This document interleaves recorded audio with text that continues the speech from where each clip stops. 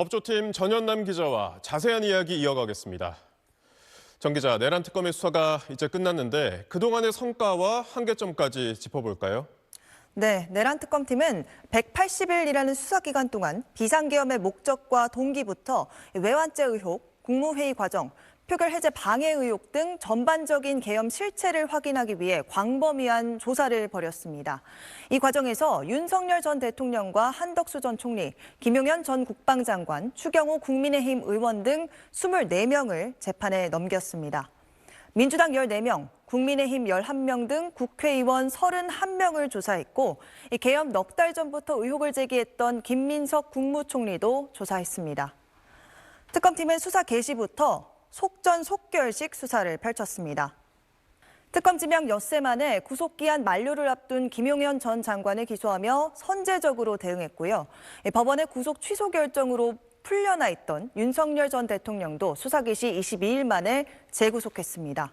재판 중계 의무화로 대통령실 CCTV가 공개되면서 이 국무위원들의 행태와 거짓말이 드러나게 된 점도 성과입니다.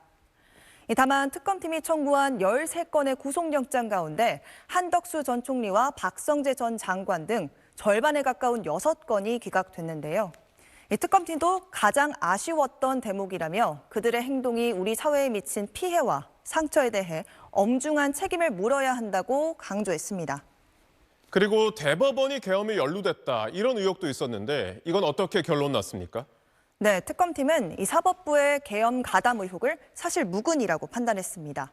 조희대 대법원장 등이 비상계엄 조치 상황을 준비하거나 논의를 위한 회의를 개최한 정황은 없었고, 계엄사령부에서 대법원에 연락관 파견 요청을 했지만 실무자 차원에서 거부한 걸로 조사됐습니다. 다만 법원의 윤석열 전 대통령 구속 취소 과정에서 즉시 항고를 하지 않은 혐의로 고발된 심우정 전 검찰총장 사건은 종결하지 않고 경찰에 넘겼습니다.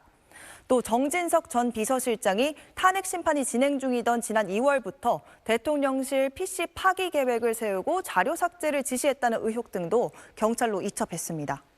마지막으로 윤석열 전 대통령의 내란 재판은 이 진행 상황 어떻습니까? 네, 수사 종료와 관계없이 윤석열 전 대통령에 대한 재판은 계속되고 있습니다. 내란 재판은 내년 1월 마무리될 전망인데요. 1심 선고는 내년 2월쯤 나올 것으로 예상되고 있습니다. 윤 전 대통령의 구속기한이 내년 1월 18일이어서 다시 풀려나는 거 아니냐는 우려도 있지만 외환죄로 청구된 추가 구속신문이 오는 23일 열립니다. 또 체포 방해 등 혐의와 외환죄 혐의에 대한 재판도 이어지고 있고요.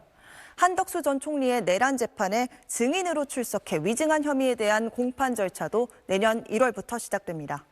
지금까지 SBS 전연남입니다. 안녕하세요. SBS 사공성건입니다. 더 많은 기사와 라이브 이벤트까지 받아보시려면 오른쪽에 보이는 구독 버튼 꾹 눌러주시면 됩니다. 고맙습니다.